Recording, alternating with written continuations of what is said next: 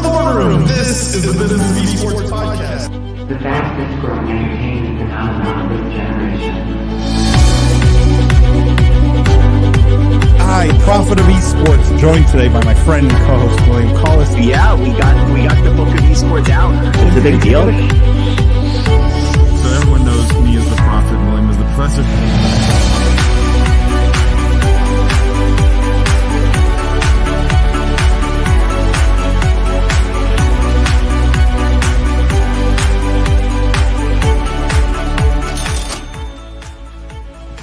As the Prophet of Esports, I rely on trustworthy and meaningful data every day. Data from our research partner, YouGov, offers the most complete view of esports fans and gamers in the world, providing context to who they are, what they think, the brands they buy, and things they do. YouGov's connected insights and research services inform strategy at every level. If you're a team, a brand, agency, or rights holder, you should be talking with YouGov. Their partners measure and maximize ROI and are telling compelling stories with data. Visit yougov.com/gaming-esports to learn more. From the keyboard to the boardroom, this is the Business of Esports after show live stream. I am Paul Dawalibi. I'm joined today by my friends and co-hosts Lindsay Poss, Jimmy Barada, Jimmy Mondel, Jeff Cohen. Lindsay, of course, looking the best in that Business of Esports merch. All of you should be going, and everyone watching, listening, watching this after the fact should be going and buying some. For those of you who are new to the live stream, what we do here is we cover everything that didn't make it into the podcast. We still dissect, we still analyze all the news topics coming from the gaming industry. We still look at all of it through a business and C-suite lens. But the best part of the live stream is we get to do it with you guys, with the viewers. And you get to challenge us, you get to participate, you get to ask questions, and we encourage you to do so. I know, because I see the data, literally 95% of you are lurking. And so we welcome you to participate. Here's William. There you go. There's the professor. Yeah, there he is. Yeah. And you know what? I was here on time, and I was like, I lost the live stream link. So it's like, it's on me. I'm basically an idiot. But anyway. We got to have the, sorry guys, I need to make you all a little bit smaller. We got to see our beautiful sponsor spot there, YouGov at the bottom. How is everyone doing? It's a big cast today. It's a party. I'm doing great. I'll just take the lead here. Yeah, go ahead, Jimmy. Yeah, I'm doing great. It's been a fantastic day, real busy. And, ultimately, I got to read a good book, play some League of Legends at the end of the day. I can't complain. Shame on you, Jimmy. That could have been Heroes of the Storm. That could have been HOTS. Tell me about this book. What book is it? Well, it's actually a book Mr. Dawalibi himself has gifted me. It's how to fail at almost everything and still, you can't see it. How to fail at everything. Yes. He gave that to you. I had to buy it myself. He recommended it. This is Paul. You It didn't. was my birthday yesterday. It was his birthday. It was Jimmy's birthday yesterday. Let's be honest. Jimmy's the most famous person on this cast, okay, in the gaming world. And it was his birthday yesterday. And he didn't tell anybody. This is how modest this guy is. So I only found out yesterday. Yeah. So happy birthday, Jimmy. Happy boy. Thank you. It's a great book so far. And it's been a good time. You gave him the gift of Jimmy, knowledge. you know what is also a great book? Just saying. Shameless plug. Listen, that's what I thought he was going to say. Would have been the right answer. In fact, I actually don't think I have a copy at the office. I have a copy at home. Otherwise, It's a shame. and I just figure William. Every room. I have a copy in every room. It's like... I figure everyone has read it at this point, but this is a good plug. If you already have read it, go leave a review on Amazon for William and tell him how much you loved it. Because I just have to say, sorry to just totally like derail this, but Jimmy, is that Diablo 2, like the old battle chest in the background behind you there? Oh, you already know, man. You already know. Oh, I'm so there. You have what's no with everyone idea. and Jimmy's background? So Lindsay I was just loves. going to say, you guys should do like a full tour video of just that bookshelf. It's so Because good. it's behind Jimmy. It's Everyone loves favorite it. game of all time. So It might be. It's difficult. Sorry. You know what? At the end of this segment, let's actually do. At the end, maybe we can all do favorite game of all time because I'm curious to compare and discuss. That'll be a good one. Why don't we just do that now? We should hijack the show and talk. Should we just hijack? Can we hijack it, Paul? Let's Let do us it right know. now. There are Ramsey rules says, here, Jimmy. We hijack. Paul tells us what happened on the podcast, and then we talk about it for 30 minutes. We hijack the podcast that way. That's right. He's gonna get his name changed to Paul the Dad Dawalibi because he has to keep us all in line. Otherwise, we just like run off the reservation at shiny things. I mean, I am old enough to be most of your dads, at least. So I guess Can there's you put that. up Greg's comment? Yeah, hold on. Ramsey says full house tonight, but Greg does says beautiful lamps behind you, Jeff. Yes. Jeff, Poor Jeff you have to is- turn on the other lamp. I'm connected to my computer with a wire, so I can't. I'm sorry. I'm in the beautiful Renaissance Hotel in Columbus, Ohio. So, that's how much this podcast means to me. That I'm Actually, that's logged in from the hotel. Big achievement. This is dedication. I like to see it. Cam says, huge panel tonight. Let's go. Cam, I love it. And Greg, thank you. William. Greg, you are amazing. Guys, let's go over what was on the podcast this week. Let's start with that because you're right. We do have some structure to this show. And I think it's interesting to share what we covered. I will say we had an amazing guest. We had someone that both William and Jeff know very well, colleague now, Zach Johnson from GG Circuit, CEO of GG Circuit, in fact, now part of Esports Entertainment Group. He was on the podcast. I will say what I loved about Zach is we get so many questions. I know I do, but I'll speak for everybody. Get so many questions about people wanting to start physical like gaming spaces, LAN centers, gaming bars. Like, to me, it's probably one of the most common questions that I get from people looking to get into the space or thinking of doing something in the space. And I think Zach, having been in this business for 17 years, he said, right, William? 17 years. Zach is really Zach has been around the block in a good way. You know what I mean? He's been in the space for a long time. He's seen a lot of it. And he knows how it operates, And GG Circuit being literally the operating system for all these centers, he just had tremendous insight. Like, even right down to the games, which I won't ruin, but like what games people are actually playing and how much they're playing them versus other games. There's some really interesting data there. It was a great podcast, I have to say. Like, I thoroughly enjoyed it. You can tell how good the podcast is by how quiet I am. I feel like there's the more you hear from me, the worse it is. I'm gonna go back and re-listen to our episode now, but that's all right. Uh-oh, Jimmy. Uh-oh, truth is out there. X-Files me. Okay, let me just share this, guys, so we can see here. We talked about Netflix. This was a Reuters report, so it had some legitimacy here. This was Netflix essentially planning a subscription-based gaming service. So like an all-you-can-eat service, one monthly price, all the games you can play, at least that they're going to include. And I think we had a very interesting discussion around this. I did ask a question at the end, and I'm curious for those of you watching or listening to this now to either leave a comment live or leave it after the fact if you watch this as a VOD. But what do you guys think is the right price for a Netflix all-you-can-eat kind of gaming subscription? What is that right price point that this would be a no-brainer for you guys to sign up? And curious, obviously, everyone on the panel today, what your price point is. What is that magic number for you guys? I'll go ahead. Go ahead, Jimmy. I think Games Pass, excellent deal at $10. You can't beat it. Fantastic games. You can access it from anywhere, multiple platforms. $10 is really good. I even have qualms about paying $18 for Netflix and 4K. I don't know if I would pay $20. Is it that much now? It's steep. Okay. It's steep, quote unquote. It's $18 a month compared to cable, which is like 60, 70, whatever. But I don't know if I'd pay $25 or more. I think 10 at Games Pass is that is such a good deal. So you think as long as it's $10 or less, you'll have a bunch of people signing up? Especially with the popularity of Games Pass, if you come in higher than them, they're just going to blow you out of the water. You know what I mean? Like, I don't think you can come in higher than $10, especially with just how that service is spread like wildfire across the entire user base, really.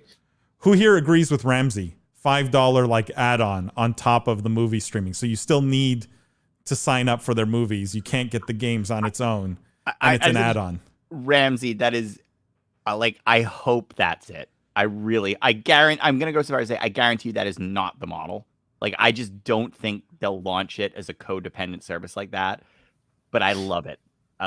Right? Do you not think that there's a possibility that they launch it as separately and together? Because why not just have your subscribers added on? You know, $9.95 for just Games Pass. Bundle. Like, I mean, I'm just total speculation here, but they'll do some bundle where like your first month is free if you're a Netflix, like promo stuff. But like, I mean, the idea of tightly bundling the services like that, I just can't see them going down the path but it's really right, and it would make the pricing better. Yeah, I feel like we totally glossed over here. Like, what games are going to be on this?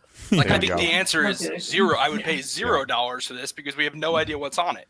And to be odds fair, are they're not going to get anything good unless they're willing to. This is the same argument we have anytime any FANG tries to enter gaming. It's like, oh, just because you're Google, what are you going to pay for Stadia? Oh, it's a great concept. Google's doing it. They don't have any games unless Netflix comes out and says, "Hey, we're going to spend $5 billion acquiring, exclusive content / building our own games." Which, to be fair, they have followed that playbook with movies and with TV shows. They, for the longest time, they were a licensing business, and then they did an amazing job moving up the value chain and creating original content. But making a game, we know, is vastly different than making movies. I feel like we talk about this pretty much every week.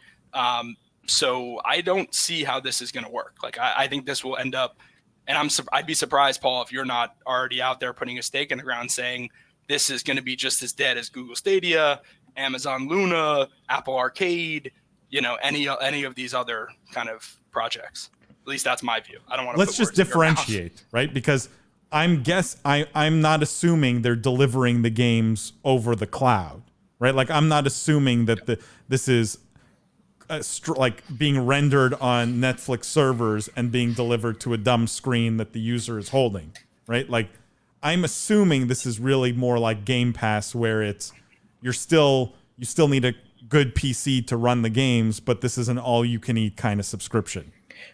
In that scenario, I think it has legs, but I think the two questions that we're asking here, and you bring up the second one, Jeff, is what's the price point and what games are on there, right? To me, this is the success or failure on those 2 points. And I'll just preface this by saying we had a long conversation on the podcast around, do you need the AAA titles, or can you get away with the way Netflix started, at least, with like a bunch of random documentaries, right? Like the equivalent of indie games, right, in the gaming world. Go ahead, Jimmy B. If I could jump in too, I think we also have a tendency to focus, like you were saying, on the AAA titles, the more popular, more competitive gamings, when these guys might be looking at something more comparable to Apple Arcade, the Crossy Road, right? For them, that could be the type of gaming that they offer. So I'm not saying that that's appealing to me. I'm just, when you look at gaming at large and what they can deliver to all these households,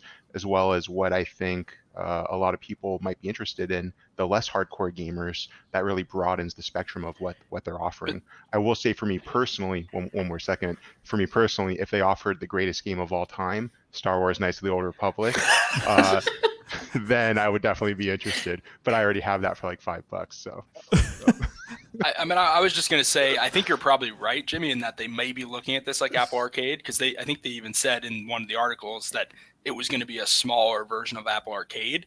But I view that as like, that makes me even more bearish about this, because nobody wanted Apple Arcade, right? So who is the customer here that wants to pay basically for pay a subscription for a bunch of crappy mobile games and indie titles? I'd also just point out to us guys something that's like, what does subscription even mean for games? Like, the whole business model is different for games and movies. Like, you don't start watching a movie and it's like, this is like in the middle of, you're not watching Lord of the Rings, and in the middle of Lord of the Rings, it's not like, this is to see the bonus scene where Saruman throws a fireball at Gandalf, pay $9.99. Want to see Gandalf the Blue? Like the whole nature of where our gaming, like, how does this interact with microtransactions is the point I'm making, right? Like, the whole nature of our gaming industry is so different than movies and TV that these very fundamental things don't translate as well. Yeah, so it's interesting, Jeff. I was more negative on the podcast too about it. I was like, the one massive pro I'll say they have, and I truly believe this, is they can offer this service to literally every single person who would be interested in it instantly. Because I guarantee you, like they own the gaming demographic right now. Like the 18 to 30, they're all on Netflix. So they have this incredible top of funnel. But they don't have any content. So like, yeah, so does I would like also Xbox. propose like maybe their target demographic actually skews younger. And maybe because I know Netflix is super popular. We know Coco Melon's the #1 thing watched on Netflix year after year. It's a good show. Melon. It'll get stuck in your head. It's awful. Nailed it, by the way, Jimmy. Do more. Thank you. Yeah, I've been practicing Castaways. I've really been working on my repertoire over the past couple of weeks. But you're about 2 octaves too low, Jimmy M. But okay. The thing is, I think if like the sort of content that we've been seeing, like interactive, like Bandersnatch and things like that, are interactive pieces of film content that you can interact with your remote, right? Super easy to access. I think if they do approach it with a more Apple Arcade style games where it's more indie, and maybe even approach it like a humble bundle type thing where they're gathering a bunch of games from a bunch of smaller developers, sort of like Annapurna does, where they take their game and promote them on a bigger stage. Maybe Netflix, William, to your point too, like at the beginning of their inception, or maybe it was Paul, they started off exploring and distributing these smaller movies to great success. So maybe if they can encapsulate those indie game experiences and still convert it to a way that you can interact with them with a remote or some like a very simple controller, maybe there's something there for a younger demographic, like a super casual looking into indie games and things like that. But past that, I totally agree. I don't think there's an audience. I mean, they have the 18 to 35, but I don't think that audience will be going to Netflix to play their games. Like, I just want to hit on all your points, guys, because I come back to Ramsey's comment, which was the +5, and Greg's comment here, which is who is Netflix competing for, PC or console gamers? And my simple view is, I actually think the Apple Arcade here comparison is really close to where I think they're going. That it's not PC or console gamers, it's mobile gamers.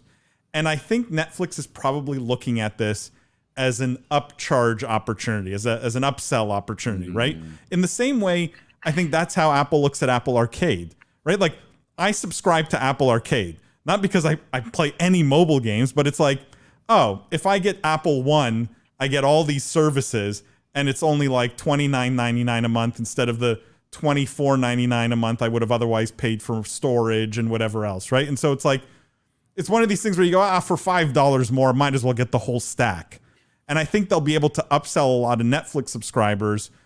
And it may even be, to Jimmy M's point, kids-focused Apple Arcade. So it's just a bunch of kid-friendly games, because Netflix for kids is massive. Like, for my brother has kids. You look at any young kid, you put an iPad in front of them with Netflix, like, they'll sit there for 3 hours consuming content. Why not have games for them as well?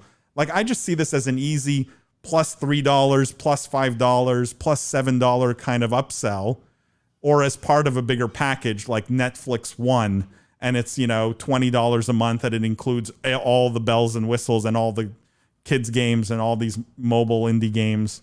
I could see that playing out that way, and I don't think it would be the dumbest thing in the world. I think it would probably achieve some success, and then they wouldn't need the AAA kind of buy-in. They wouldn't need to go after. It'd be its own thing. I don't know if you guys see that as a potential outcome here, but I like all those. Oh, go, Lindsay, go. I think it comes down to how they sell it. We're talking about this still, but as Jeff said, we still don't know the games that are on it. The things that we do know are that they do have a huge audience that is global. They do have people who are very loyal subscribers. They do continuously put out content that people enjoy. If that all translates, that all very well could translate to gaming, just depending on how good their strategy is, and that remains unknown at this current moment. Guys, I want to move on. I will just mention the other topic that we covered on the podcast was actually a topic we covered last week on the live stream, so I don't want to revisit it entirely. But it was Valorant Mobile.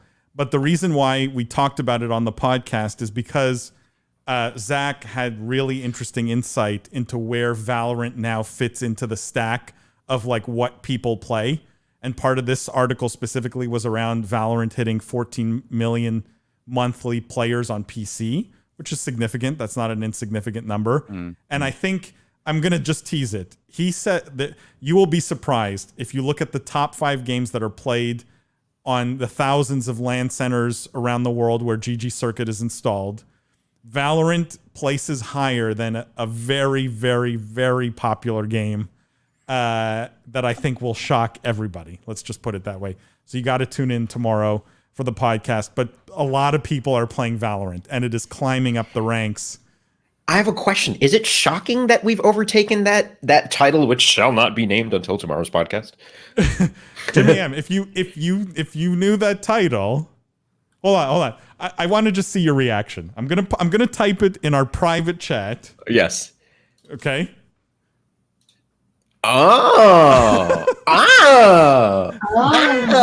Okay. Okay, that's a good one. I wasn't expecting that. Okay, all right, you got it. It is shocking. I think it's Did shocking. not see that coming. This Cam- is the best tease I've ever seen for like What's the that? podcast episode. You need to just clip that. That's our highlight from the live stream. Jimmy I have to genuinely tease it. I can't just give it all away. I mean, I don't know. Cam says, loving the talk on this. Fortnite. Cam, Fortnite is number 1 in the LAN centers. It is not Fortnite, interestingly enough. But it is, Ramsey says, not cool, guys. Hold on. Can I derail the conversation again to talk about Yes. Jimmy's background? Jimmy, Yes. do we have the same orc? Yeah, we do. Do we have the same orc in our background? We're sister Blizz- orcs. Sister Oryx, yeah. So random. This is problematic. I bet Jimmy will do well with the what are we playing right now? Yeah. Greg says Segment. Heroes of the Storm. Greg, Greg it has passed Heroes of the Storm, unfortunately. Greg knows he's wrong. In my Much heart to of much to hearts, William's Batman. dismay. Wade says, "Wow, clickbait and video for." Yes, Yes, that is what we do Yeah. here. And Cam says, "I'll just go check on YouGov." Cam, you're the best. Yes, go check on YouGov. YouGov.com if you go to GG Circuit- /gaming-esports. Go to ggcircuit.com. They have all the industry stats on there. That's Great. true too. It's a robust website. You should definitely check it out. And But I would listen to invest the in that. podcast But after you first. listen to the podcast, get surprised on the podcast first. He's Um, buried the lead. Christian says, "What is happening? I'm losing control of the show." Christian, is what's happening. This is what happens when I have 6 people on. Every week. No, I'm just kidding.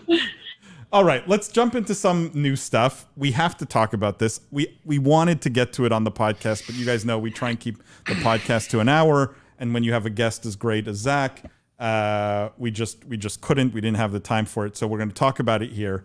This is FTX and TSM commit to largest deal in esports history. It was like teased at the beginning of or last week when we did last week's live stream and podcast. They finally announced it.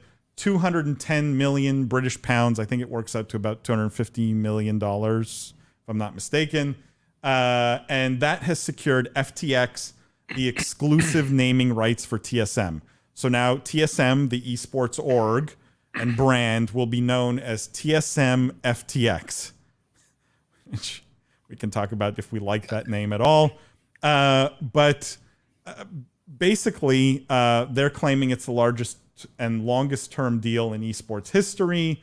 Company employees and players are going to receive cryptocurrency because FTX is in the cryptocurrency business. So they're an exchange and primarily an exchange, right? Cryptocurrency exchange. So they bought TSM's naming rights. Let me just, before we dive into this, mention also there was another naming rights deal in the same week where Dignitas signed a naming rights deal for their LCS team with Quantum Pay. And Quantum Pay, if I'm not mistaken, is also in the at least fintech / crypto space. And so we're seeing these teams sell their naming rights. TSM, obviously the big one and the big news. What do you guys think of these deals, first of all? Do we like the name? Is it a bunch of fluff? Do we think FTX will ever recoup that investment? I'm just curious, general thoughts. Jeff? Can I start with a hot take? I mean, I sort of hate these naming rights deals for the esports industry. I mean, it's great in the sense that they get headlines, they're big numbers, and, you know, frankly, these teams are struggling, or some of them are struggling to make money. So it's a nice source of revenue. And I think William, you may have brought this up many, many podcasts or live streams ago. Like, just as you think about, you know, building a brand as a team, like, you would never see the Green Bay Packers sell, you know, it be the Green Bay Packers Coca-Cola. Like, it just, to me, it's like it's so the Detroit 5-Hour Energy Renegades. Like, what was? Yeah, like I don't know. I just like jersey, you know, make it like NASCAR, have the logos everywhere. I don't care about that. Arenas, whatever. To me, it's like, it shows me that you don't have other real sources of revenue. And it's like, you needed to basically sell your firstborn child. Like, you can name my kid, like, whatever, I'll take anything. Just give me some money. It's desperation, I think. Unless maybe it's just, you can say, okay, it's a new paradigm, like blah, blah, blah, blah. You know, esports is different from traditional sports. We don't have to follow the same, you know, path. Fine. But it's like, this is your brand as a team. Like, you know, Paul, if I came to you with, you know, if some brand came to you and say, rename yourself, not Paul Dawalibi, you're going to be, you know, Slim Jim Dawalibi. For 250 million? Call me Slim Jim. Depends what, to be fair, it depends what they're offering. I agree. Hang on. You know, say they're offering slightly less than that. I just think it's a little lowbrow. That's my hot take. Reach out to me, Slim Jim. I got you. Don't worry. 250 million bucks. That's wow. He did. If anyone listens to, do we have an audio version of Liza Minute, or has he changed his name to Slim Jim? No, I wouldn't. Right? You're right. And it's a hot take, but I would never sell my name, right? Because there's reputation associated with that, and that's worth more than any amount of money. So we can joke about it, but the reality is I wouldn't. And I agree with you completely, Jeff, that like, this is their brand. And the weird part is that TSM had sort of what I would call a premium brand, right? Like, they're a team that was all about winning. And like, if I saw this out of FaZe Clan, I would have been like, I kind of get it, right? It's like they'll sell themselves for $1 any way they can. TSM to me always felt a little more premium, more focused on the games and winning. Even more like a legacy brand too. Yeah. The number 250 million seems big, but in the long run, I actually think this is, to Jeff's point, it reeks of desperation, and I think it's pretty short-sighted. Like, the brand is fundamentally the value of these teams. That's it. I completely agree with Jeff. Like, I think it is a new paradigm, and the way we are doing things is shifting, but get creative. You live in esports. It's electronic. The whole thing is made up. We can do whatever we want. You can put things on your characters in game to, you know what I mean? Like, I feel like there's so many more visual ways to actually and effectively advertise to that team fan base that is so much better than what they came up with this time around. But I'm totally in agreement with you guys. I think there was a much better way to do it. Jimmy B or Lindsay or William, do any of you guys think this will work out well for FTX? Like, do you think at the end, what's the length of the contract? Sorry, I forget now. Sorry? I thought it was around 10 years, wasn't it? Yeah. Like, does anyone think at the end of this contract, FTX will say this was totally worth the dollars we spent? I don't think FTX will be around at the end of this contract. Aren't they like a cryptocurrency exchange? Like the fifth best cryptocurrency exchange? I mean, it's a big amount of money to commit. So honest. You're so honest. And it seems like a low impact kind of thing. Like, I feel like no one's going to call the team TSM FTX. You know what I mean? Like, the casters won't, the fans won't. It's like one of those law firms, right? With 6 names, you just do the first 2 and then you're done. That's true. Yeah. Nobody reads out all the law firm names. Well, then I sort of have 2 counterpoints to that. The first is, Not that I don't agree with everything Beth said, and I don't think that this is a great idea. But the first thing is, if your brand is already strong enough anyway, then why not just take the money and run? If this is all the case and nobody's going to say anything and it's just some news point and it's an exchange that's going to go by the wayside anyway, then what's the harm? True. Other than, yeah, you're right. You're assuming that that no one will, like, and I think you're right. Like, does anyone think a TSM fan previously sees this deal and goes, I'm not going to cheer for TSM anymore because now they're TSM FTX? No, right? Like, probably not. So it doesn't hurt them. It's free money.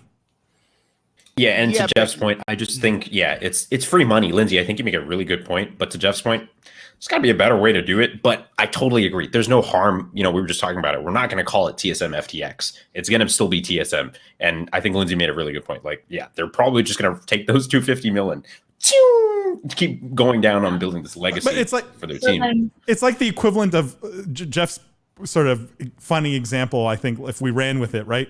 It's as if Slim Jim paid me to put Slim Jim on my birth certificate, right? Change my birth, but everyone still calls me Paul, right? Like, effectively, it's like handing you free money. You'd have to go by Slim Jim, though. It's like that episode of Community with the Subway guy. Remember, he changed his name to Subway.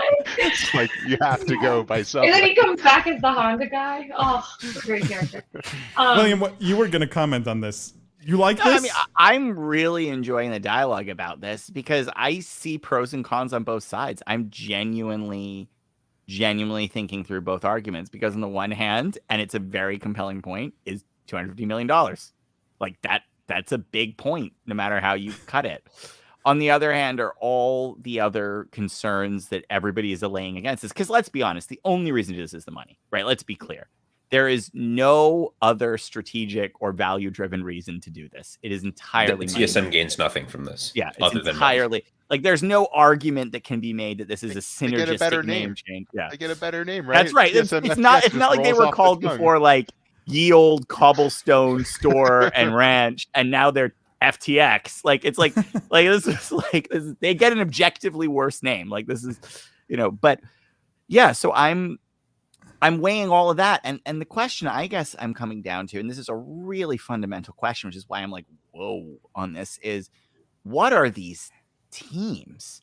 Like what is, because essentially what this is saying is, the easy thing that you do as a brand marketer when you're defining a brand is you define the collection of assets that are the brand, right? And you want to make sure that whatever you're, holding, and typically one of the things in your holding ownership is the logo and the colors, right? Which go across everything and unify. And that's why it's such a big deal. That's why Coke cans look the same in every country. And like, that's the value of the brand, is consistency. And this is sort of saying like, no, we might have a different collection of attributes that matter, right? Like we might not think the brand is the most important thing about our organization. And I'm really wrestling with that if that can be true, because it's interesting. If that's true, then sports teams have done it wrong. Like if that's true, then sports teams have done it wrong, right? And like you don't have any problem that there are sports stadiums named after brands, right? Like think of every single stadium in the world is basically named after a brand sponsor. You know what I mean? So we don't think that's weird, right? But William, why don't the sports teams do it? What's the theory there? Does anyone have a theory why every traditional sports team, because arguably if FTX is willing to offer TSM $250 million, there's some brand willing to offer more to, you guys mentioned the Green Bay Packers, right? Like, Lindsay, I don't know if... Yeah. This is, so earlier when I said I had 2 points, and the first was basically like the name doesn't particularly matter. The second point was I kind of wanted to zoom out and look at how we all think of branding globally. And I think in the US, there's a very defined set of rules that people follow. And it tends to be this sort of keep your brand close to the vest, don't take risks with it kind of attitude and approach. But I don't necessarily think that applies all over the world. And I will say TSM is a US based team, so they're kind of following their own rules here. But one of the things that was a really big wake up call for me was when I started watching European soccer. And because there's no commercials, there's a completely different way of advertising and getting out the message of sponsors of those games. And I quite frankly found it appalling. Like, I hated that the jerseys were messy. I hated that the stadiums were covered in things. I hated that the towels that they gave fans or t-shirts or whatever had sponsors on. Like, it drove me nuts at first. But that's just because I am accustomed to a certain way of brands maintaining basically like to their own detriment the integrity. And I do think that changing that approach up is risky, obviously, but given that this is a new space, TSM has the opportunity to do it. And especially since they got another 3-letter company that's, I mean, it's FTX, like it kind of is a, at least a mirror to TSM, like 3 letters, an acronym, whatever. It's easy to kind of roll it off the tongue and also just kind of forget about it. So this is kind of a low-level way, to me, of them reapproaching the way that they brand themselves in a way that someone like the Green Bay Packers could never do, because people have gotten very staunchly entrenched in the way that they view these legacy brands. Cam asked a question here. Think they'll split in the long run? Do we think this deal will last? But that's a really interesting question. What happens after 10 years? Like, what do you have to like redo every? It's really interesting. But guys, I don't know. I mean, we can answer that question. I want to go the other side. Like, we've been talking about this very much from TSM's perspective. I'm more interested in the sponsors' perspective. Was this worth it? Because whether or not this is the right decision for TSM, like, the question is this going to be a trend across the industry? And if it's worth it for this sponsor, it likely will be a trend across the industry, right? So I want to dig into that a little more. Like, what do we think FTX gets from this? Like tell me honestly, what do they get from this? I think access to all, like, you know, you had to have been sleeping under a rock this past year if you weren't, you know, listening to the crypto craze, all this Pokemon stuff going on, and everything basically going into digital currency. And I think that's a massive base of people who are just legally getting access to trade their money. You know what I mean? And I think maybe they're looking for that spike in a user base to come to crypto. Because, like, I think for the audience that's younger, you know, Jeff, you had mentioned it, they're like the 4th or 5th most popular exchange. But in terms of brand presence, what other brands are present in esports and gaming in terms of crypto? And I think, William, you brought a really good point up about the sponsors. Like, TSM is a rare case in that they're a legacy team that succeeded without a title sponsor, pretty much. Like, you have teams in Europe, they're like Fun Plus Phoenix or like Shopify Rebellion or something like that. They've already got that title sponsor from the moment they're formed. So I think these types of deals will also get rarer and rarer as we see less and less legacy teams continue to exist. But I could be completely wrong in that as well. I think that what they're counting on, William, my view on this is that, and I think most people would agree, that there's probably virtually perfect overlap between gamers and people interested in crypto, right? And to me, it's just access to that audience. I think it's that simple. I don't think it's much more complicated than that. It's gaming, and gaming fans and esports fans are probably the most target-rich audience for any of these exchanges. And I would argue the same for just about any cutting-edge fintech crypto play, right? Like, if you're Robinhood, if you're whatever, you're any of these things that are at the cutting edge of finance, crypto, blockchain, all of these very cool technologies and movements. This is fundamentally where I see why I see FTX making this kind of move. That's what they're hoping to get out of this. But the question is, like, it's not, customer overlap is not the reason to do this, though. I want to push back because, yeah, but like, you can buy a ton of TV commercials. You can buy a ton of online ads with direct click, right? You can buy, like, I mean, 20 million, like, you know, we're not talking like you're on the B-roll post fold on a news site.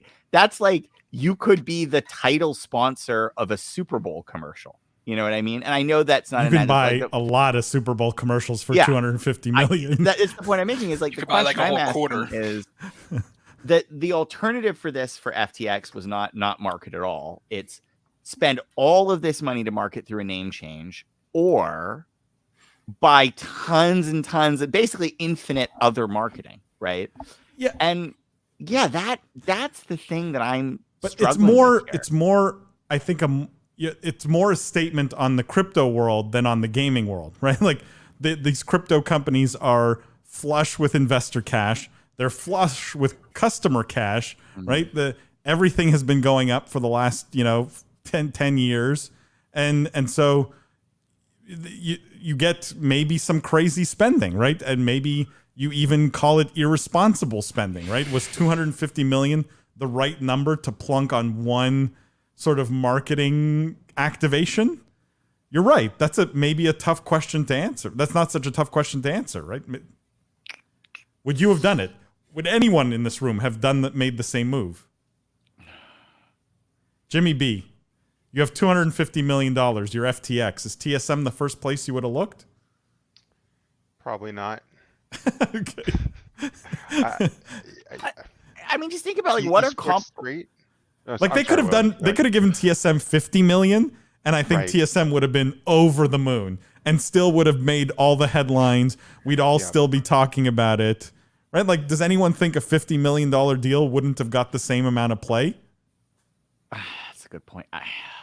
The other thing is, what else can you buy for 250 million? You can launch your own games. That's what Epic has spent launching the Epic Game Store, right?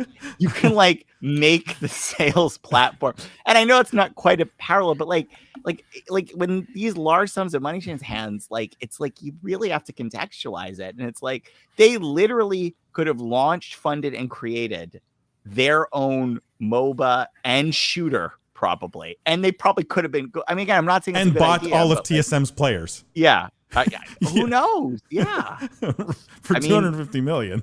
Yeah. I just want to read some of these comments because I'm getting behind, guys. They could have built half a stadium in Toronto. That's true. They would have had 3,000 seats. Terry says, FYI, TBD, WTF, TSM.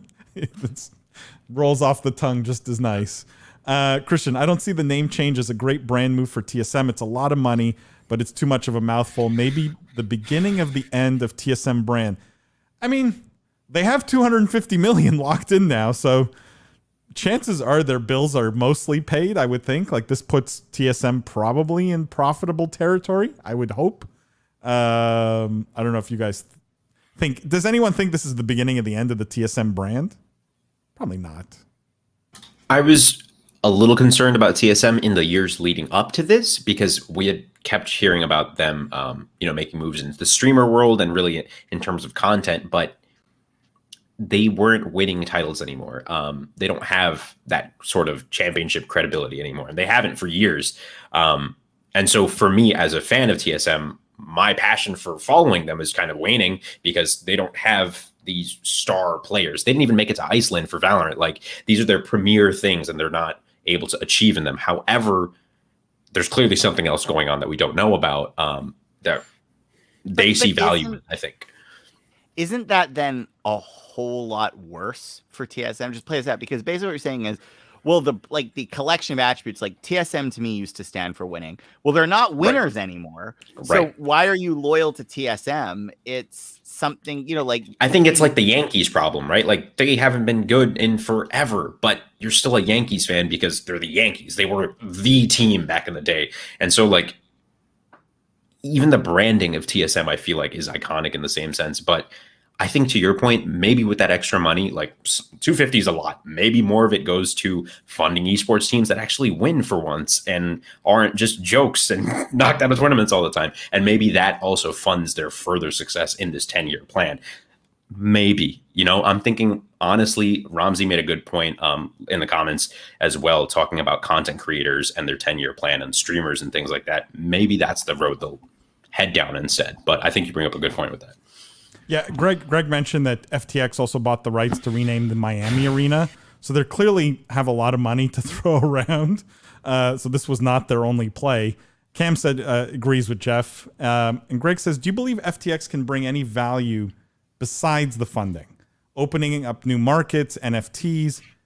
Does anyone think they needed FTX for that? Maybe that would be my sort of question. Could they not have done any of those things, NFTs or new markets, without FTX. That's the most compelling part to me about all of this was what you'd mentioned, where for a lot less money, they could have achieved every one of these different initiatives, right? Each year, or maybe one this year, one next year, the same press, higher ROI. So it's just like, what was the thinking there is kind of the most perplexing part about this. I mean, I'm going to agree with all these FTX moves because I'm thinking we should be reaching out to FTX. Get on it. I will rename myself. Click it, ship it, print it. Yeah. If next week this is the Business of Esports FTX podcast, no, we'll just call it FTX, the Business of Esports. We won't even. But yeah, I think I want to point one last quickly on this thing. It's just like, is the dollar value actually as large as we think? This is the other thing I was thinking, because it's 250 million, which is huge. But divide it by 10, right? Because this is a 10-year deal, right? I'm just sort of, the other thing I'm wondering about this is, let me point something out on this point. It's a good point, William. It's 21 million British pounds per year, okay, for 10 years. But that's twice what they paid for the naming rights of that NBA stadium for the Miami Heat. So they paid half for the naming rights for the Miami Heat's arena. Naming rights for stadiums aren't very expensive. But I would argue that an NBA franchise is going to be a lot larger audience, I would think. Yeah, it's more valuable to me to have the naming rights on a stadium than the naming rights on an esports team, I think, in terms of the audience. At least today. At least right? today, maybe not 5 years from now, maybe not 10 years from now. But maybe that's their bet, right? Like part of the thinking here could be 10 years from now, maybe people will be charging $100 million a year, pick a number, right? To sponsor, to get the naming rights for an esports team. And if I lock in 25 million a year now, I'm good, right? I'm golden. I don't know. Maybe they're betting that those prices are going to go up very quickly. I mean, William, I don't know. You know, like no, good point. But then the flip side is then who knows more about the esports market, TSM or FTX? Because if that's true, why is TSM going to sign a deal? Why are they going to lock? Oh, great, we'll sign it now. We'll lock in that low rate. You know what I mean? Like this is the best deal for us ever. Yeah. Like I'm just making the point. They just set the rate too. I'm sorry, William, but like to your point, did they just set the rate for the rest of the industry as well? Yeah, maybe they have. Right? Do we see deals? Who thinks that we're going to see deals, and in chat also, who thinks we're going to see deals at this scale with other teams? Like, will we see a FaZe deal? Will we see a 100 Thieves deal? Will we see those things? I don't know. I think FaZe and 100 Thieves are very egoistic and they have their brand. They're going to run with it. But I agree with you too. The 100 Thieves Cash App compound, that's like a thing already. True.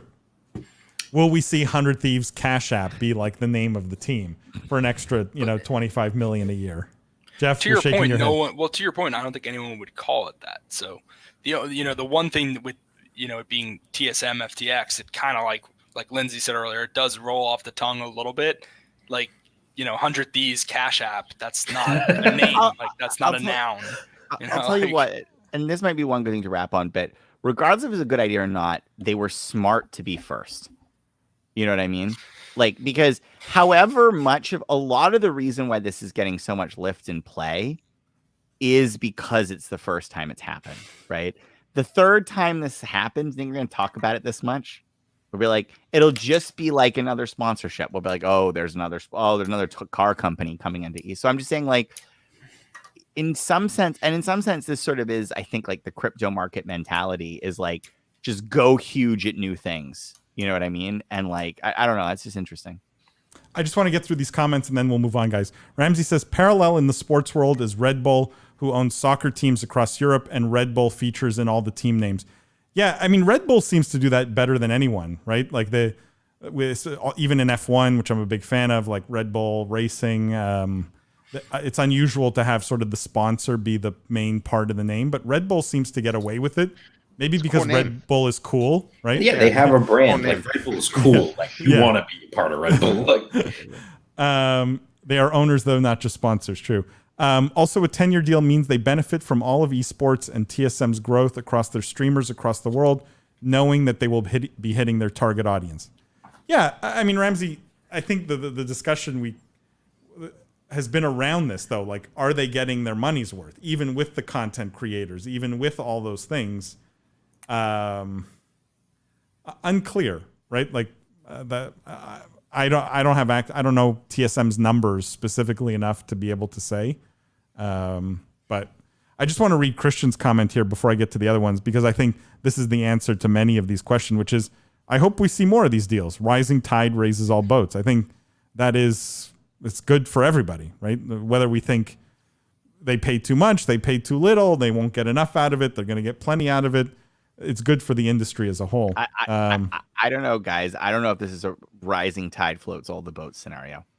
I don't know if I believe that. Well, why? Let me put it this way, right? And I'm just giving you an example. Let's say I'm Activision Blizzard and I'm franchising a new game, right? Who can I get to participate in this game? I can get teams. We know what teams will pay for franchises, right? I can get them to pay 20, 30. Or do I call up AT&T? You know? Like the point I'm making here is I think we have to be careful about what this really means, because when something as fundamental as the brand is going to be played with, it really goes to a fundamental question of what's necessary here, right? Like what's about, like, and take my example seriously. Like Shopify created their own esports team, right? Like, why couldn't Blizzard do the same thing and have a league? And why can't the next league for, whatever it's going to be, why can't that be 8 corporations who do what Shopify did? That's kind of what the Overwatch League is, though, isn't it? Like, that's a very good point. Actually, you could argue the Overwatch League is that it's the power. I think the CDL is from whole cloth. Yeah, I think 100% that's what they went for. That's an extreme example. I'm not saying it, but like I just think this is something deeper here, and it may end up only leaving a cosmetic change, right? But there's a real fundamental question being asked about what is the collection of what is the value? Where is the value in a team? And this is saying the value of the team is not in the name. Okay, but then I don't know if it's really saying that, William, because they're paying $250 million for that name. I think there's also value in what some he's saying. Value on the name. No, I think it's kind of 50-50, because you have these established brands in like Optic and FaZe who are trying to get into the Call of Duty League or something like that, and they literally had to change their entire brands, which did not work, and it failed miserably. And now you see them. It's Optic Chicago, Atlanta FaZe, like Jimmy B mentioned earlier. Like, I think they will run into these problems, and I think there'll be growing pains for sure. And I think they're going to have to figure it out, because I think the brand is that important. Like Optic, the Huntsman, who's going to remember the Huntsman 5 years from now? It's going to be Optic Chicago. It's going to be Atlanta FaZe. Like the Minnesota Rocker. What is that? Like these things are. That's marketing genius Gary Vaynerchuk behind that one, though. Come on, guys. Yeah, you gotta love it. An umlaut in it too, or something. Yeah, it's a rocker. Like, because we're Vikings. Oh, in Minnesota. Like, why? Come on. Cam says 100 Thieves and commit to the dynasty. Way more pull in LA. And Christian says, I think it had to be a bigger deal for the PR. Plus, it's finance related, so it has to be a large number. Yeah. I think, like I said, I think 50 million would have been a large enough number to get the PR impact. I don't think they needed 150. Let's move on, guys. Let's talk about cutting edge esports here, okay? Because we've had conversations on the podcast about chess as an esport. We've had conversations on the podcast about poker as an esport. None of these things matter. Prepare to unveil the latest in the esports world. This is Microsoft Excel Esports with a tournament that is actually happening. It's an official Twitter account for Microsoft Excel posted a link to an upcoming esports tournament between 8 top financial modelers. They're calling it the Financial Modeler World Cup or Financial Modeling World Cup. It's sponsored by Microsoft. The description was actually posted on smash.gg. Ironically, they can't air this tournament on Mixer, which probably would have made more sense. But we've got here the Financial Modeling World Cup multiplayer battle. I don't think they say what the prize is, but this is evidently being positioned by Microsoft as an esport. In the context, guys, of all the discussion we've had, and many of you have defended chess as an esport, many of you have defended poker as an esport, Who here is ready to defend Microsoft Excel as an esport? Jimmy, M, go ahead. It's easy, man. It's speed running at its finest. You know, that's what it is. That's what it is. It's just another form of speed running. Like, go ahead and do it. I'm sure they had qualifiers and they were amazing. You know, pumped out lots of great content from it, from all these, I'm sure, very personable financial modelers. Yeah, no, Modelers. I don't think you have I to. think it'll be fun your to watch. point's a good one, right? Yeah, I genuinely That's the believe case. it's a form of speed running, and it is an esport technically. Is there anyone who's offended by this as calling this an esport? Jeff, you're a finance guy. I'm not offended by it. It's I don't know how interesting it's going to be to watch. You're an Plus, it's esports like, athlete, Jeff. You could be. I am. You're even Yeah, pro I because you I got don't paid know, to do it. Yeah, I don't know what they're actually gonna be modeling, right? Like, are they gonna be whatever? Yeah, I don't. I'd love to see the rules. It and says really dig into this. I'll read it. It says 8 spreadsheet jockeys from 8 different countries will compete to use the most of Excel's capabilities to solve complex problems in no time. After the battle, they're going to share the financial models with the viewers, use this opportunity to learn some tricks used by some of the greatest minds in financial modeling. I mean, we get this is marketing, right? I just have to say clearly, like, we get that, like, I know we can have a theoretical discussion about can Excel be an esport, and I'm happy to do it because I actually think there's arguments that you can make because it really comes down to the question of what is a sport, and it's tough to define. But, like, this is marketing. This is just clever marketing, guys. That's literally what's going on. Isn't all esports marketing though? Yeah, that's a good point, Jimmy. Jimmy. It is, but it is. For many of the gaming publishers, esports is a marketing expense to get people to play their game. How is this any different? It's a marketing expense to get people to use Excel. That is actually Cam, best comment of the day. 1v1 me, bro. That's a slow clap right there. Lindsay, make the argument, please. You're the traditional sport lover. This offends you, right? Sorry, I went out for a second. Am I good? This offends you, right? Yeah, well, you're good. Love this. Are you kidding me? You're asking like a nerd if she thinks that this should not be a competition? What the heck, Paul? You read that? I was like, wow, I'm finally gonna have to make a Twitch account. That was the sad part is we missed it. It happened yesterday, but maybe we can get the VOD. Why would you do that to me? I know. It was on the 8th of June, unfortunately, but I don't know. Like, I mean, I suppose technically people are essentially doing a strategy-based game on a keyboard, so you could kind of turn it into what could possibly be an esport. But I think that the point that this is just marketing and like a competition, like I like that we're lumping like any type of competition that involves a computer. It's like, esports, here it is. But in the end, like I don't think that widening the range of this industry is necessarily going to be a bad thing, because if for some reason Microsoft Excel is the first thing that makes it into the Olympics, like we're all going to be watching anyway. So does anyone think this is a slippery slope, though, from an esports definition perspective?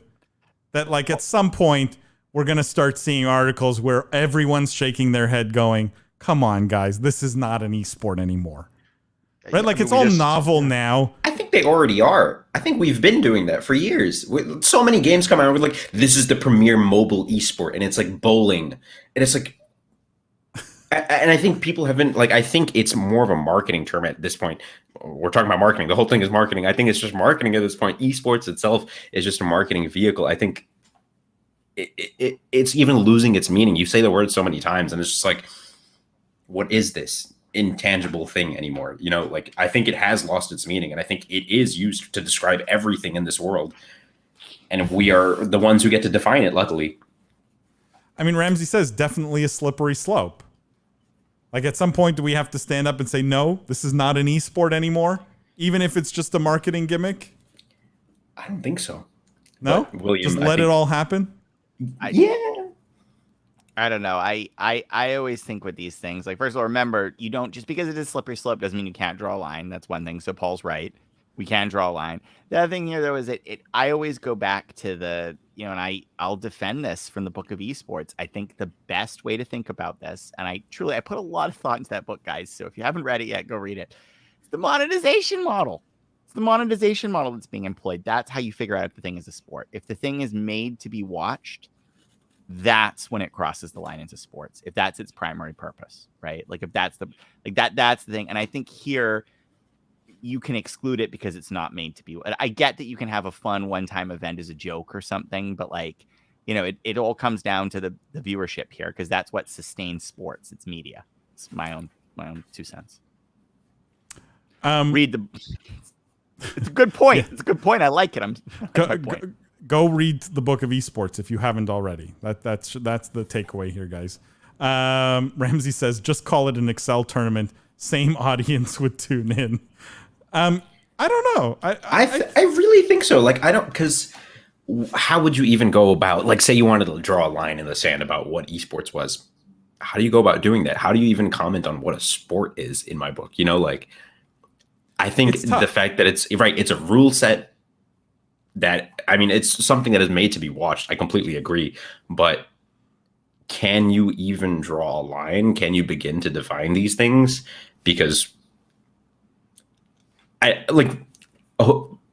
guess, what perspective are we looking at from, right? Like, even for the end viewer, for them, an esport is anything they can sit down and watch that has competition that happens electronically. But for a company, it's something that they can use to market, something that they can measure, like, the viewers with. So maybe it's the end consumer who needs to answer this question about what is an esport to them. I don't even know. I mean, there's this more existential question of, like, do we even need to define it, right? Like, we love talking about it and the definition of it. Is it really necessary? Just let it be. They want to call it an esport. Who cares, right? Anyways, before we move on to the last story, guys, the next story, I should say, I just want a quick plug for our sponsor, YouGov. The Business of Esports, live stream, The Minute, all of this is supported by YouGov. They're a leading international research firm. They supply the best data on gamers, games, esports fans around the world. They're huge supporters of ours. So go give them some love. Visit yougov.com/gaming-esports. They have a bunch of free esports and gaming reports on there. I'm going to put the link here. And they actually sent me, I promised last week we would go through a few interesting stats from some of their latest reports. And so I want to do that today before we move on to the next news story, because some of this is actually really interesting. And one of the things they sent me this week was a YouGov research report that showed that if you are an esports fan, if you consider yourself an esports fan, you're twice as likely to notice and trust out-of-home advertising, like a billboard, for example, than the general public. So that's 67% versus 27% of U.S. adults. So in other words, if you're into esports for whatever reason, you're much more likely to notice outdoor ads. I don't know how any of you could explain this very significant correlation. Like, it is not. Why do you think that is? Especially for a group that historically, sort of stereotypically, are people who spend a lot of time inside. Is that as soon as we go outside, it's such a novelty that you pay attention to every billboard? Like, I'm curious how you guys think about this, or why do you think this is? Any thoughts? Any theories? It probably just I think of it as, like, maybe, like, your eyes are trained to pick out details more, and so, like, you're noticing violators or things like that more common. I think that's part of it. It might also just be how, if you're more digital native, you're accepting of advertising in more places, so you're prone to see it. You know what I mean? Like, more, I don't know. I can think of a lot of reasons. It's very interesting. Jimmy B, did you have a thought? I just think it speaks to the success that I think streamers and content creators have in terms of mobilizing their audiences towards their sponsors, right? Where maybe all of advertisers now need to look at this industry and say, hey, I really have to hop on that, esports podcast and sponsor them, because they're going to drive people to my product. But seriously, I think it really speaks to how successful these streamers, the relationship they have with their audience, and then they point them in a direction of a product. And then the audience now, even when they're not watching the stream, they're just more susceptible to that same type of marketing. Just shifting gears here quickly. I'll just read Ramsey's comment here. Esports fan never learned to drive, so they're usually in the passenger seat. There's actually a lot. Anecdotally, I can say that a lot of the people that Jeff, you have an echo. I don't know if you're not on your headset. You took the headphones off. Anecdotally, I know a lot of hardcore esports fans and gamers who don't know how to drive or don't have their license. So I don't know if that's that there's actually a correlation there, but it's an interesting thought. William, did you want to say something before I move on here? I want to try to guess more things in Jimmy's background. Okay, let me move on here. That you guys also did a report on the most popular categories of mobile games. Okay, anyone have a sense of what was number one category in mobile games? So just to give you like some of the options: action games, adventure games, puzzle games, board games, strategy, what they call battle card or collectible card games. Puzzle number one. Does Candy Crush? Yeah, fall like into Candy puzzle? Crush. Yeah. Puzzle Or is is that number strategy? one by a long shot. Yeah. Almost 2x the next biggest category of mobile game. 17% of U.S. adults play what they call a puzzle or breakout game on their phone. Anyone know what was dead last on the list? This is surprising to me. What was dead last on the Can list? you say them again really quick? Puzzle, action, adventure, hidden object, simulation, board games, strategy games, casino games, and battle card / collectible card games. Simulation. It sounds hard. I was going to say simulation or adventure. This was surprising to me. Battle card games / collectible card games was dead last. Only 4% of U.S. adults. And That's interesting considering Runeterra's popularity and things like that. And it makes me think, like the Hearthstones, the Magics, Right. these things that you think maybe are best suited to a mobile platform because you don't need crazy good graphics and it's sort of relaxing to sit on the couch and play one of these games.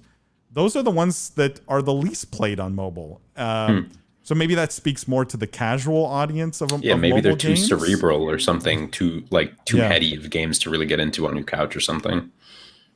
And then I just wanted to I want to do one last stat here from the same mobile report. And this is the difference in mobile gaming consumption between men and women in the US. For puzzle games, can anyone guess sort of the ratio of men to women playing puzzle / what they call puzzle / breakout games? 30% men, 70% women. Yeah, I'd say the same. Stop. That's exactly what I was going to say. Yeah, So I'd like say the same. almost like 2 to 1. Yeah. I'm going to go like 50-50 on this. It's almost 2 to 1.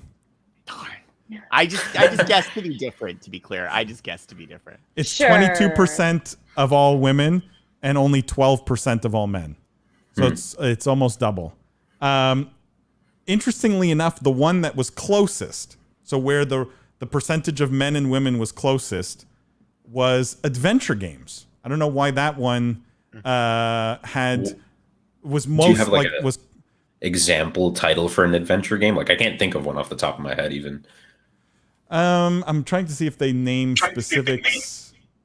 I think they do here. I wonder what like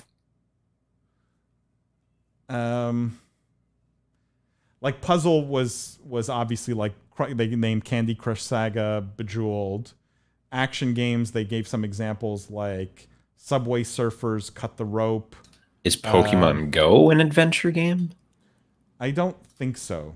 I see. But I did think it was interesting that was the one where the male-female breakout was closest. Some interesting stats there, as always, guys, from YouGov. Go give them some love. As always, yougov.com/gaming-esports. If you want to check out this report that I was referring to, there's a ton more data in there about demographics, age groups, male versus female, types of mobile games, a whole bunch of stuff in there, and many other free reports. YouGov.com/gaming-esports.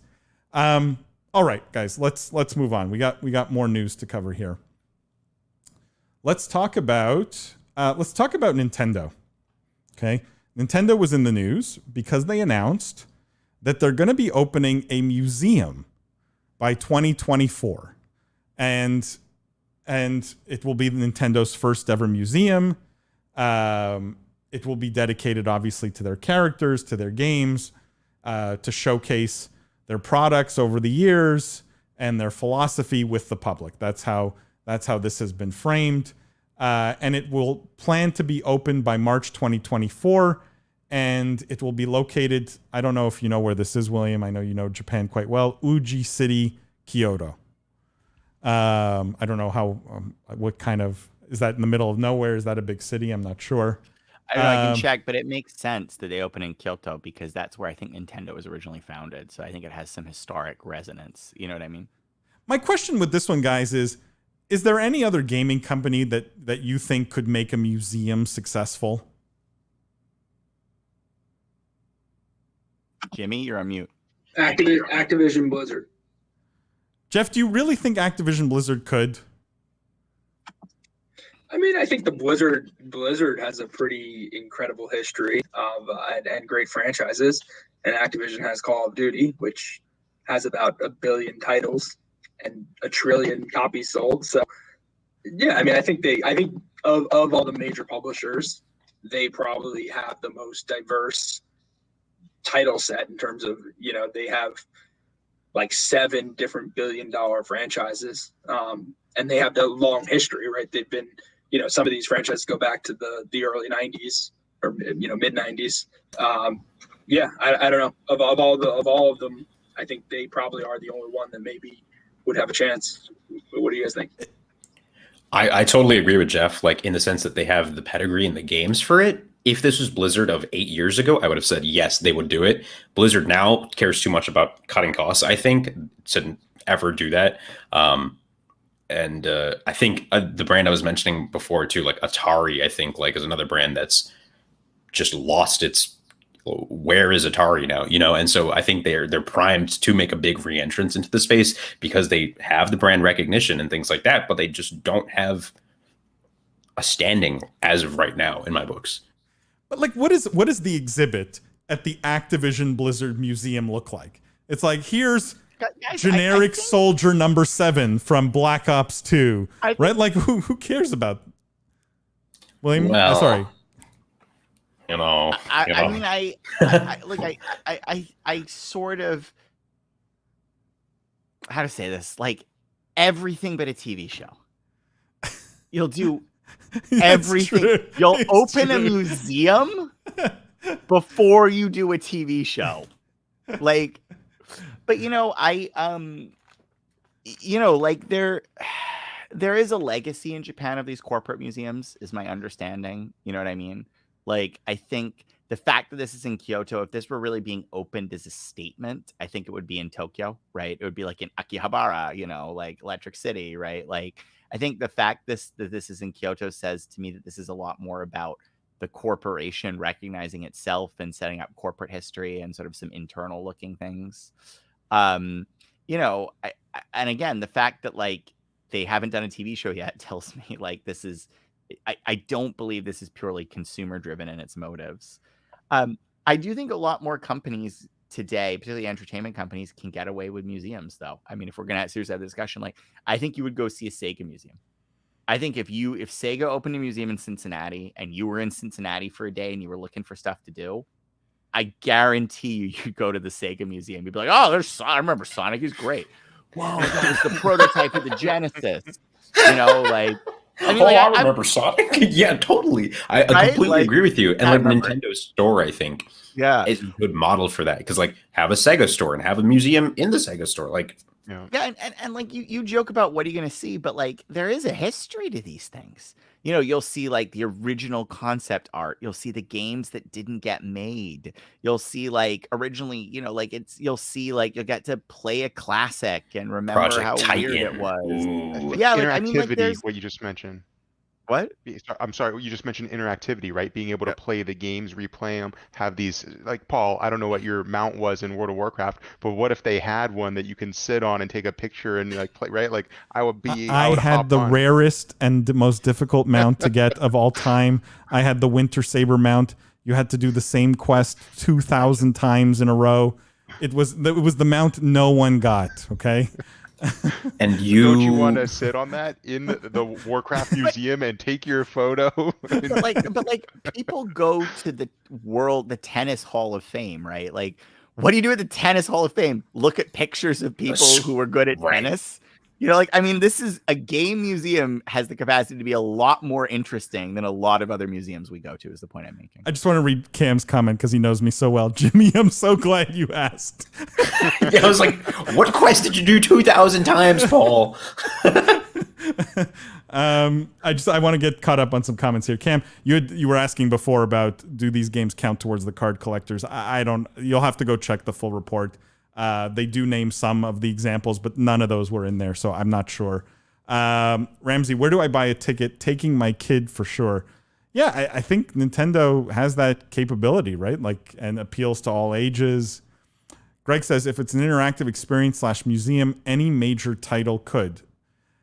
I think both Jimmy's and William, you guys sort of agree on that, right? That you could make this work with any interactive sort of experience. Yeah, I'd spend 3 hours reading about Diablo 2 like I spent, watched their 4-hour panel like all the way through, just combed through it. Like I'd love that experience. And I don't think I'd be alone either. Wade says Pitfall Harry Jungle Adventure. I need people on here. Help me with this reference, guys. Isn't that a reference to Pitfall, one of the original like Atari navigation games? Like, I think he's like these are all classic Atari titles. Yeah. Yeah, and Wade had commented on Art of Atari, I think 2 weeks ago when we were talking. So he's always here for us. Thank you, Wade. Ramsey says, agree with Paul. There aren't any defined characters in Activision Blizzard. I want to see Pikachu and Mario over 20 years. I mean, I would I agree. I think there's more in Nintendo. Blizzard definitely has characters that are defined. I just don't think they're as personable, right? Like Ragnaros from World of Warcraft is a well-defined character. Anyone who ever played WoW knows, right? Or like Thrall, or like but like so. There's World of Warcraft probably has 50 memorable characters, but I don't know if it's any you could build an exhibit around. I don't know. I defy you on that, Paul. I defy you. I would go for Blizzard, like I think I'm telling you right now. I think you would be giddy. I think you would walk in. Probably. You would see Thrall and read about his journey from Orgrimmar, and you'd have like a tear in your eye. You'd see you'd be able to lift Thunder Fury. Thunder Fury. You could take a picture. I'm telling you guys, and I don't think it's just Blizzard. Like I love Blizzard and Blizzard brands. I think a lot of these games. I think a lot. Like again, I think like there's more power to these things. You realize. I'll give you another example of it. Like, how can Final Fantasy sustain concerts? You know what I mean? Like that. That they got Nobuo Uematsu. That's why. I know, but like that to me feels a bigger reach. Like the classical music audience going to watch game, and that has worked for years. So, right, Kendrick Lamar and the Philharmonic, right? They went on tour, and that did exceptionally. So it's like I totally agree, and it's also something to think about. Is like BlizzCon is a thing, and they do these sorts of museum setups at these cons every year. Speaking of things in your background, BlizzCon Pass, right? That's an easy one. Yes. Is that also a Fortnite World Cup pass? Yes, sir. It is so good. So good. Yeah. It's really hard to see. Wade's building, while you guys are chatting, Wade's been building more of a theme park than a museum. We've got Pitfall Harry Jungle Adventure and Echo the Dolphin Aquatic Show, which I love. But this is where, guys, I push back a little bit. And Lindsay, let me ask you this. Like, is this more, are games more theme park material or museum material? You know what I mean? I feel like everything we're talking about is a little more theme park-ish. And maybe it's the difference theme is parks just good museums. Yeah, I was going to say, to be fair, Hershey's theme park also has a Hershey's museum right in it. True. There's a chocolate tour. I mean, ¿por qué no los dos? Semantics here, I guess. Yeah. Greg says we can see an ET the game experience at Atari World. True. What would that be like? Wade corrected me here. Yeah, Pitfall's an Activision title, one of their oldest. Some clip room showing the Leroy Jenkins crew. This is getting. We should someone get Bobby Kotick on the podcast. We got to pitch him this museum. Oh my God, Leroy Jenkins. World's first Raider displays. Yeah, all the world's first. That's actually a really good. Yes. Imagine that would be cool.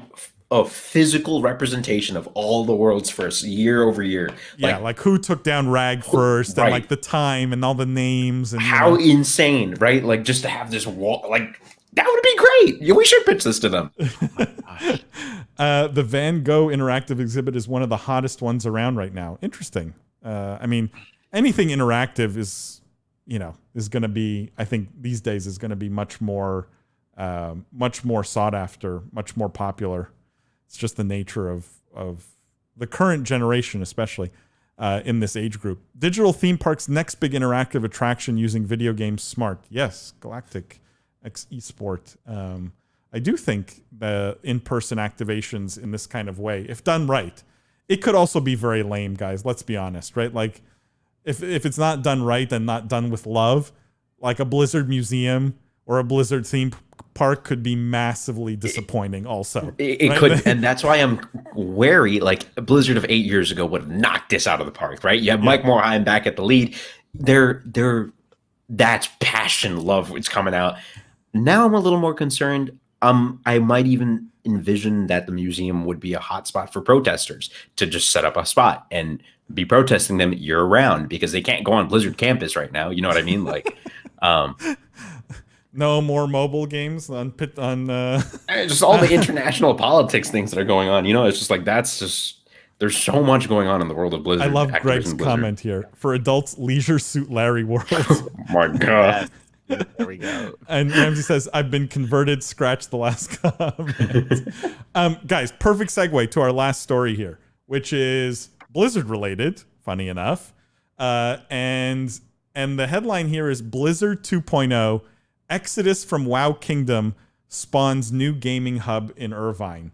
And basically, there's this, all the developers, all the executives that have left Blizzard over the last few years and most recently basically have all gone on to start their own shops.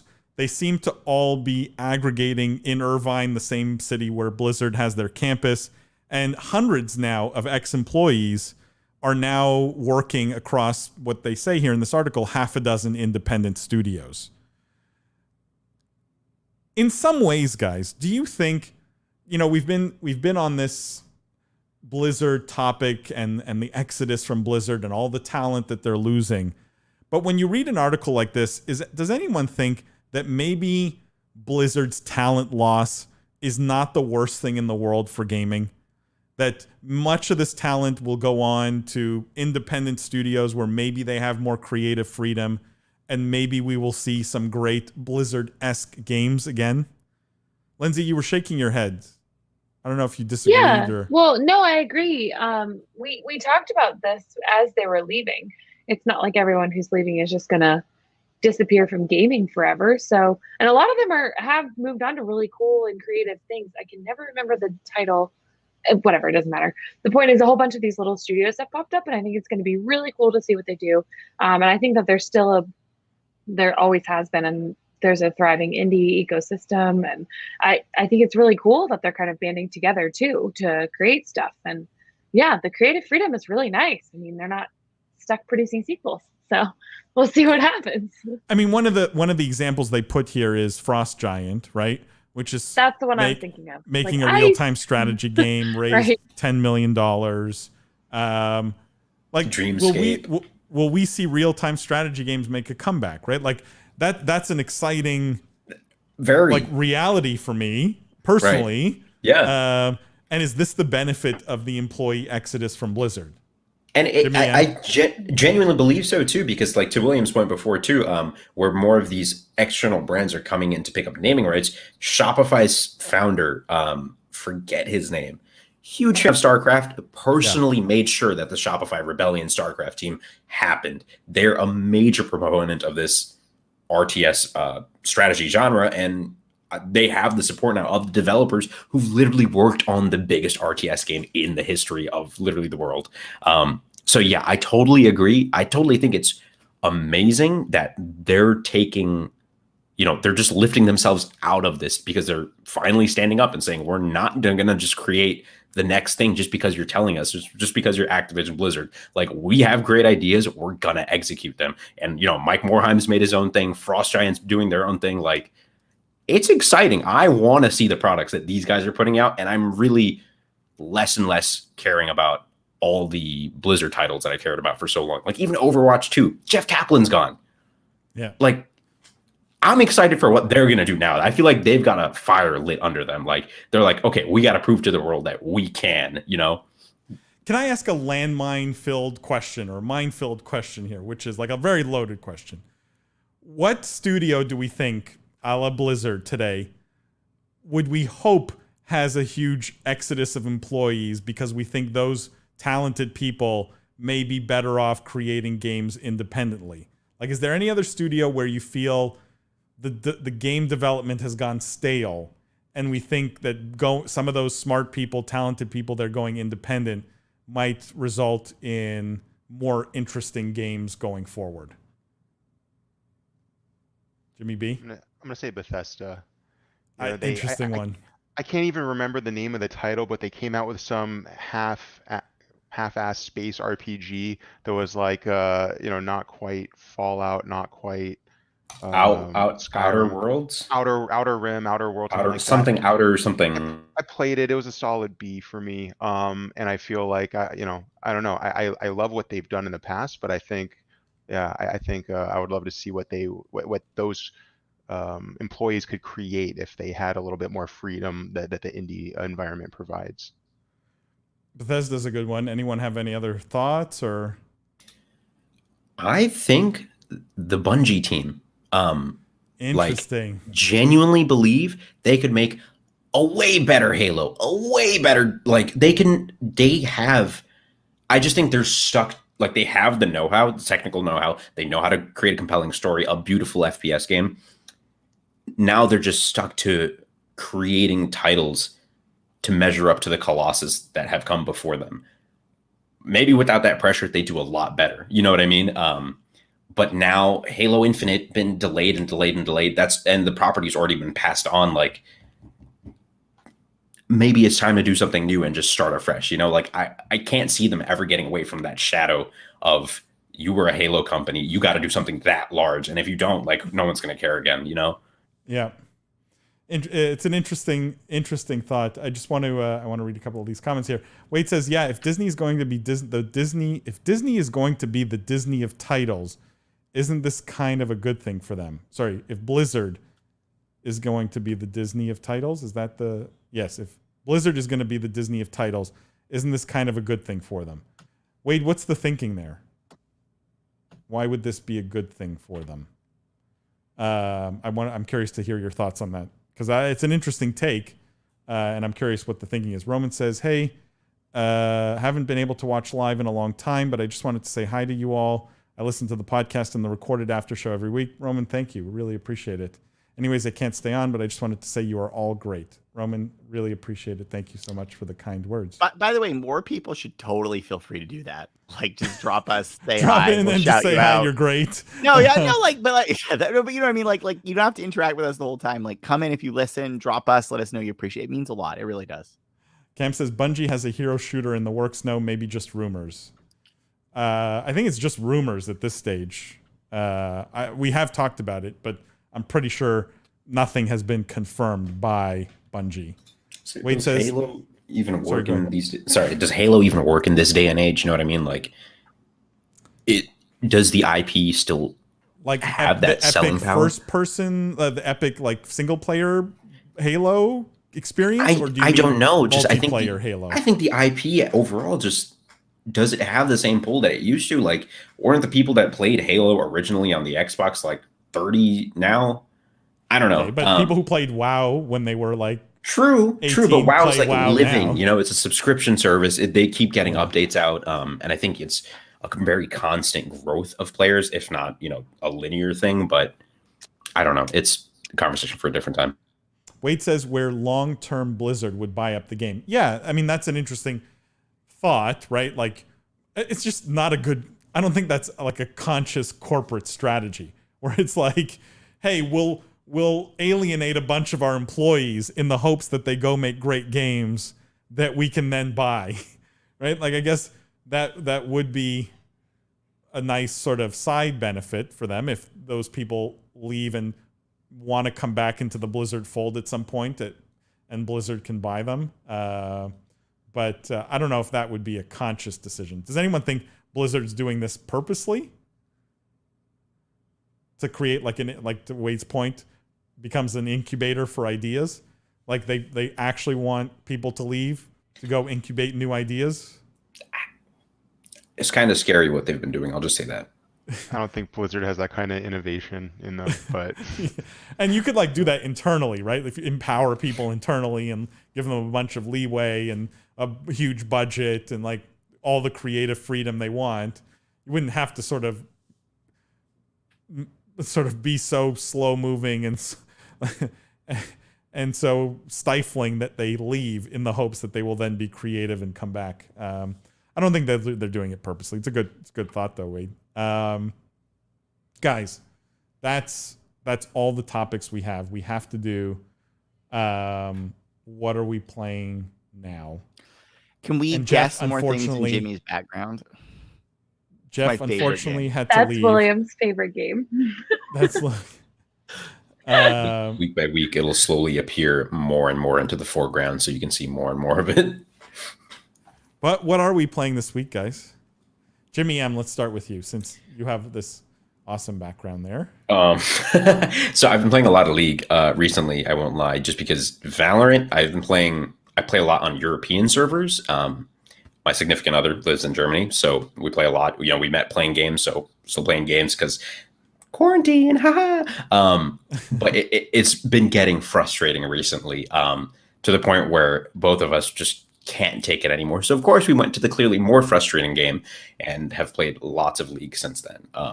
Can I make a suggestion, Jimmy? Yes. I know there's a person here who would love to play Heroes of the Storm.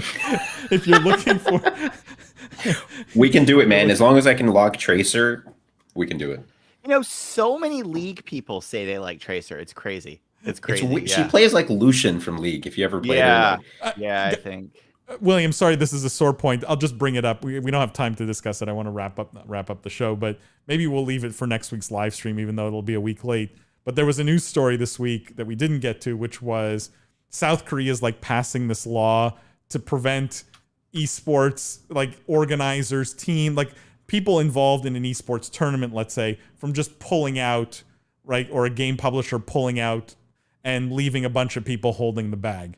And they're tentatively calling it the Heroes of the Storm law because of the way that I can't remember. You probably remember, William, but there was a tournament where basically Blizzard pulled all their support for Heroes of the Storm without letting anybody know at the last minute, and this tournament never happened or whatever, and a bunch of people were left holding the bag, unfortunately. But it's a conversation I'm sure we could get to next week. Did you play Heroes this week, actually? Of course I did. Of course I did. Oh, I love okay. Heroes. I'm trying to think if I play anything else this week that was interesting. It's actually interesting. I really want to hear about it because I'm looking for new games. Like, I didn't do Village. I just didn't have the heart to do it. I don't like the more horror style. And I know this is more actiony, but it just didn't look like I'm really looking for a new title. And I'm thinking of starting Demon Souls on the PS5, but I already beat it. or I got really far, and I should say I actually got a bug. Hold on. If Village was too much for you, you want to play Demon Souls as the replacement? Yeah. Well, because Village is like scary and it's shooter. I see, and that's more grindy and difficult. Like I'm more like I liked the Resident Evils nobody liked. Like I liked Resident Evil 5, and like when it got really actiony, and it's just like I was like, yeah, this is what I'm in for, So I don't know. Yeah, like I don't know. Cam says I miss the juice. We do miss him, Cam, but he was doing it, and he's a trooper from his hotel room. I gotta have one more reach on Jimmy's background before he goes. Jimmy, is there a Warhammer kit on your shelf behind you? A Warhammer Games kit. Workshop Warhammer kit. Where do you see that one? Perhaps it's not even in the camera anymore. I just saw it as a glance. It's like the orange and red and white box packaging. Here's this better. No, I was wrong. Never mind, I was wrong. Okay, I really reached there. I was so good. Was it this thing? Those are Yu-Gi-Oh deck boxes. I don't know if that helps you at all. This is next level. Oh yeah, Yu-Gi-Oh deck boxes. I used to play a lot in middle school, and those cards are worth probably the same amount of money because they didn't experience. I better the same not walk into any of your traps. All right. Wow. Some obscure Yu-Gi-Oh reference probably. Not even that no obscure. one. It's like the big robot trap card. All right. Yeah. Ramsey says looking for group Karazhan. Ramsey, I hung up my my WoW account a long time ago now, so unfortunately can't help you there. But I have been watching some of the streams, and it is fun to see the throwback on WoW and Karazhan being run again. Cam says, playing a lot of Warzone. This final mouse has me heating up. Death comms are my favorite part. Cam, are you using their new wireless, the magnesium one, the Starlight 12? I'm curious what you think of it, and why you're not putting it on eBay for like $500, because that's what they're going for. Jimmy B, what are you playing this week, or what did you play this week? Yeah, well, just to spitball with Cam a little bit, I play a lot of Warzone 2. I tried the AMAX this week. It's really strong. Highly recommend it. But more recently, I'm super into the NBA playoffs right now. So I've been doing a lot of 2K with my friends, playing the matchups for our own, seeing if it falls the same, and it's been pretty fun. When did the new Fortnite season drop? Was it today? I'm more of a Rick and Morty fan now than a Fortnite yeah, fan. dude, I was about to say. Don't give me that look.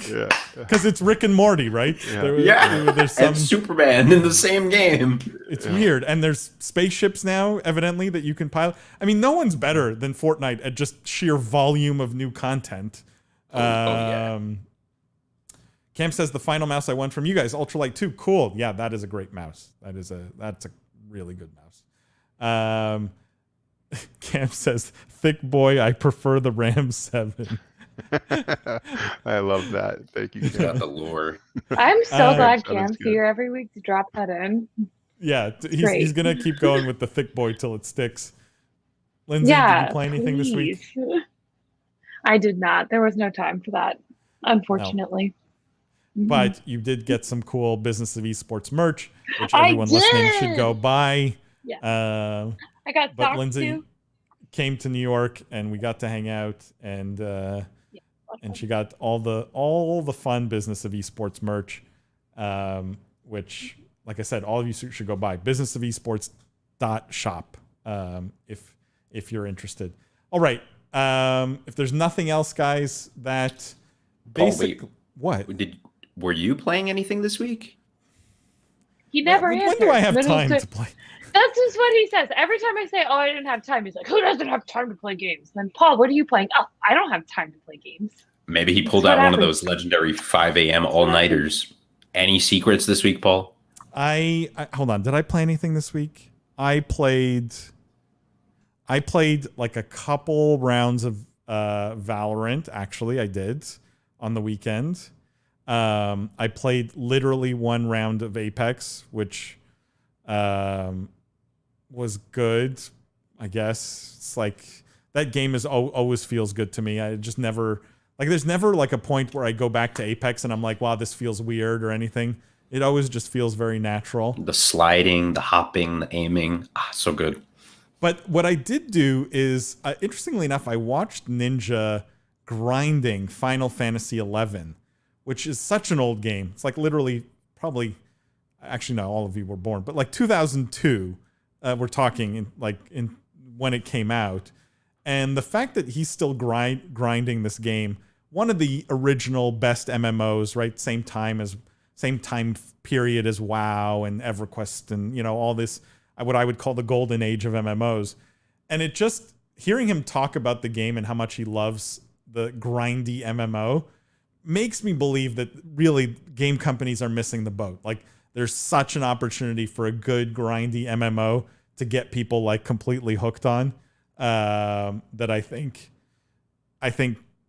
they're just missing it. And Cam said it. Yeah, on Twitter he says he won't try 14. He loves 11. Yeah, because 11 is a grind. 14 is like, it holds your hand. It's like retail WoW.